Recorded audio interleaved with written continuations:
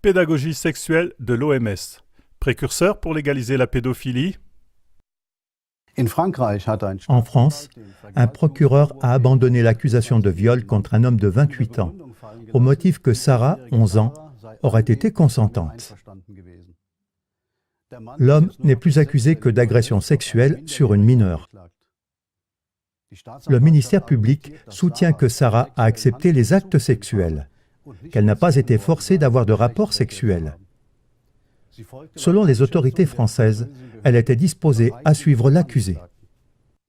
Armel Le Bigot-Macot, responsable de la COFRAD, groupe de défense des droits de l'enfant, affirme: Il est vraiment effrayant que le ministère public estime qu'une fillette de 11 ans devrait avoir le jugement d'une adulte.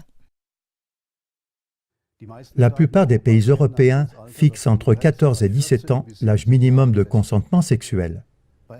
Concernant les actions sexuelles d'adultes face à des personnes en âge d'être protégées, il est incontestablement présumé qu'un enfant ne peut consentir. Comment peut-on néanmoins en arriver à la conclusion du ministère public que les actes sexuels entre l'homme adulte et la fillette de 11 ans ont été consentis? Jetons un coup d'œil au débat sur l'éducation sexuelle dans les écoles selon les normes de l'OMS en Europe. En juin 2017, le docteur Maurice Berger, porte-parole d'un groupe de 20 médecins, psychiatres, psychologues cliniciens et traumatologues, a adressé une pétition à la société française. Il met expressément en garde contre les conséquences dévastatrices pour les enfants des normes de l'OMS pour l'éducation sexuelle en Europe. L'éducation sexuelle à partir de l'âge préscolaire qui est propagée est basée sur l'hypothèse qu'un enfant est un être sexuel dès la naissance, qu'il a des besoins sexuels et par conséquent un droit à la sexualité. On lit dans la préface des normes de l'OMS: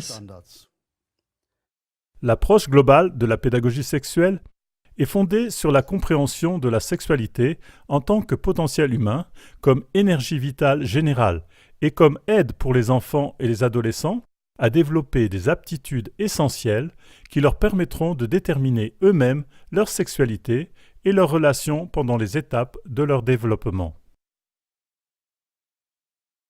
Elle leur donne les moyens dont ils ont besoin pour vivre une vie sexuelle et amoureuse, épanouie et responsable.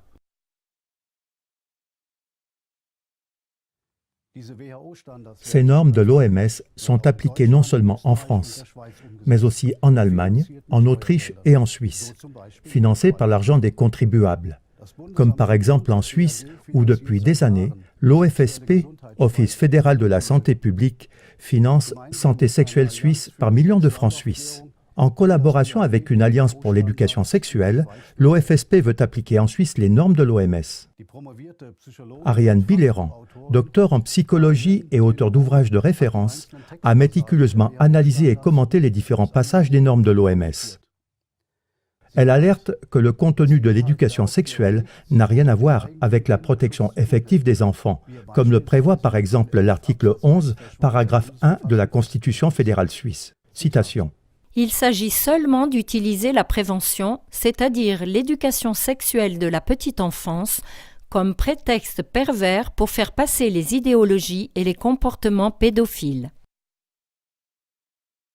Si on examine le programme de prévention « Mon corps est à moi » de la protection de l'enfance en Suisse, cet argument est confirmé. Le programme s'adresse aux enfants de l'école primaire, c'est-à-dire aux enfants de 6 à 9 ans. Les messages de prévention s'adressent exclusivement à l'enfant, pour qu'il décide par lui-même quel contact physique il aime ou n'aime pas. L'enfant est donc à sa propre merci, et le programme fait supposer qu'à cet âge, l'enfant a le jugement nécessaire pour cela. Les organisations pédophiles pour la légalisation de la pédophilie non violente ont pour argument décisif que les enfants ont droit à avoir une vie sexuelle et à donner leur accord. C'est la revendication de l'AHS, en français « Groupe de travail sur la sexualité humaine », dans le document de position de 1988 sur la sexualité entre adultes et enfants. Les actes sexuels consensuels, égalitaires et responsables ne doivent plus être punissables, car ils ne font pas de mal, même entre adultes et enfants. Ariane Billerand conclut que les réseaux pédophiles internationaux, très bien reliés entre eux à l'international, ont sans doute été impliqués dans l'établissement des normes de l'OMS, car elles ouvrent la voie à l'abolition future de la protection juridique des enfants et des mineurs.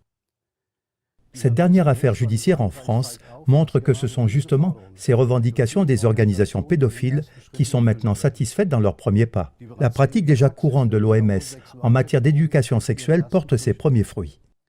Les politiciens, les autorités éducatives et les parents sont invités à exiger que la loi encore en vigueur pour la protection des enfants et des jeunes soit appliquée, comme le prévoit par exemple la Constitution fédérale suisse, article 11, paragraphe 1. Les enfants et les adolescents ont droit à une protection particulière de leur intégrité et à l'encouragement de leur développement.